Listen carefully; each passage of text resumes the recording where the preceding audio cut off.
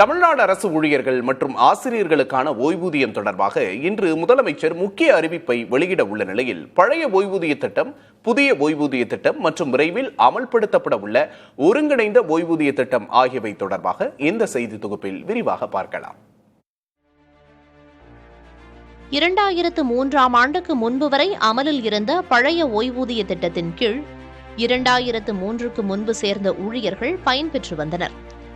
2003ஆம் ஆண்டுக்கு பின் பணியில் சேர்ந்த ஊழியர்கள் புதிய ஓய்வூதிய திட்டத்தின் கீழ் பயனடைந்து வருகின்றனர். மத்திய அரசு ஊழியர்களுக்காக ஒருங்கிணைந்த ஓய்வூதிய திட்டம் வரும் ஏப்ரல் மாதம் முதல் அமல்படுத்தப்படுகிறது. மாநிலங்கள் தங்கள் விருப்பத்திற்கேற்ப இந்த திட்டத்தின் கீழ் இணையலாம். பழைய ஓய்வூதிய திட்டத்தின் கீழ் கடைசி மாத சம்பளத்தில் 50 விழுக்காடு ஓய்வூதியமாக கிடைக்கும். புதிய ஓய்வூதிய திட்டம் முதலீட்டை சார்ந்தது. நாம் முதலீடு செய்த தொகை மற்றும் சந்தை லாபத்தை பொறுத்தே அமையும். இந்த திட்டத்தின் கீழ் ஓய்வூதியம் என்பது உறுதி கிடையாது. ஒருங்கிணைந்த ஓய்வூதிய திட்டத்தின் கீழ் ஊழியர்களுக்கு அவர்கள் பணிபுரிந்த ஆண்டுகளின் அடிப்படையில் ஓய்வூதியம் வழங்கப்படும் என தெரிவிக்கப்பட்டுள்ளது.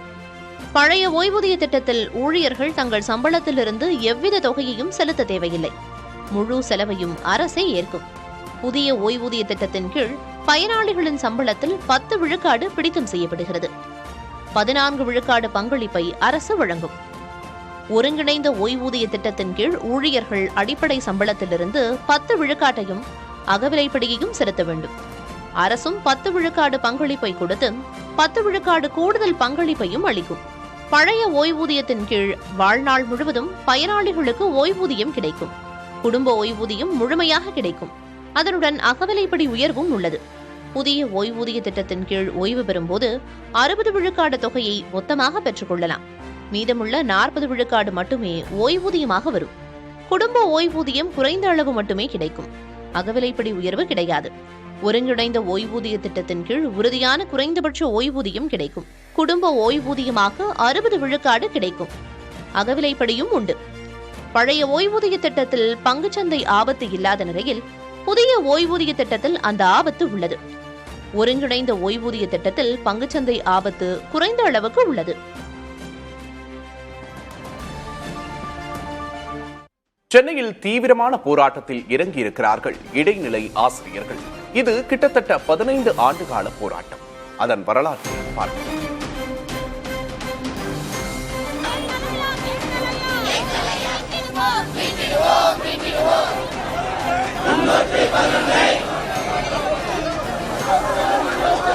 சென்னையில் ஒரு வாரத்துக்கும் மேலாக போராடி வரும் இடைநிலை பதிவு மூப்பு ஆசிரியர்களின் அடிப்படை கோரிக்கை ஊதிய முரண்பாட்டை களைய வேண்டும் என்பதுதான். அதாவது 2009 ஜூன் 1க்கு முன்பு பணிக்கு சேர்ந்தவர்களுக்கு ஒரு ஊதியம், அதற்கு பின் சேர்ந்தவர்களுக்கு ஒரு ஊதியம் எனும் இரட்டை ஊதிய முறையை கடைபிடிக்கும் அணுகுமுறையையே ஆசிரியர்கள் கேள்விக்கு உள்ளாக்குகின்றனர்.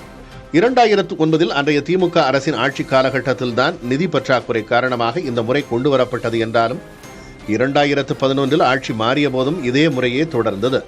இந்த ஊதிய முரண்பாட்டை களைய அந்த காலகட்டத்திலெல்லாம் நீதிமன்றத்தின் வழி சட்ட போராட்டத்திலேயே ஆசிரியர்கள் ஈடுபட்டிருந்தனர். ஆனால் பலன் கிடைக்காத சூழலில் 2014 களத்தில் இறங்கினர் ஆசிரியர்கள். 2014 மதுரையில் நடைபெற்ற உண்ணாவிரதம் கவனம் ஈர்க்கும் முதல் போராட்டமாக அமைந்தது. அடுத்து 2016 தேர்தல் நெருங்கி வந்த சூழலில் சென்னை நுங்கம்பாக்கத்தில் 8 நாட்கள் தொடர் உண்ணாவிரத போராட்டத்தை மேற்கொண்டனர். அப்போது ஊதிய முரண்பாடு களையப்படும் என்று அரசு தரப்பில் உறுதி அளிக்கப்பட்டாலும் பிற்பாடு எதுவும் நடக்கவில்லை. 2016 மீண்டும் அதிமுக ஆட்சி அமைந்தது. நிலைமை மாறாத சூழலில் 2017 மற்றும் 2018 மீண்டும் சென்னையில் உண்ணாவிரத போராட்டங்களை நடத்தினர்.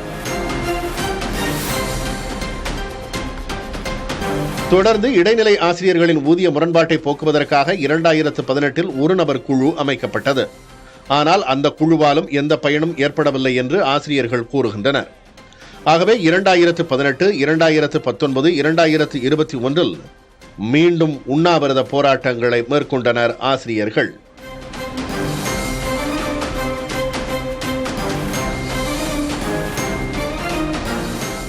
இந்த சூழலில்தான் இடைநிலை ஆசிரியர்களுக்கான ஊதிய முரண்பாட்டை போக்க நடவடிக்கை எடுக்கப்படும் என்று தேர்தல் அறிக்கையில் வாக்குறுதி அளித்தது திமுக. ஆனால் 2021 திமுக ஆட்சி பொறுப்பிற்கு வந்த பிறகும் பிரச்சனை தீரவில்லை. ஓராண்டு காலம் பொறுத்திருந்து 2022 டிசம்பரில் மீண்டும் போராட்டத்தில் இறங்கினர் ஆசிரியர்கள். 7 நாட்கள் வரை நீடித்த உண்ணாவிரத போராட்டம் அரசின் பேச்சுவார்த்தையை ஒட்டி முடிவுக்கு வந்தது.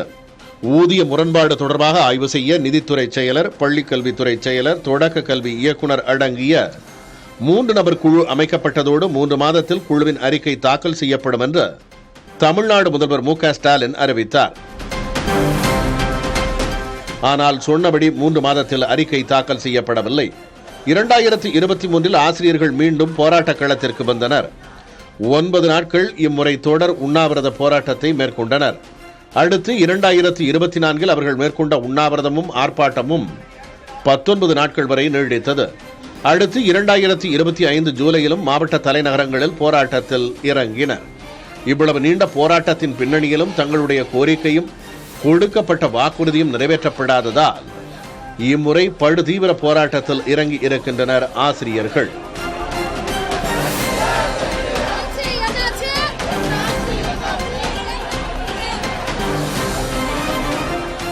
புதிய தலைமுறை செய்திகளுக்காக சுரேஷ்குமார்.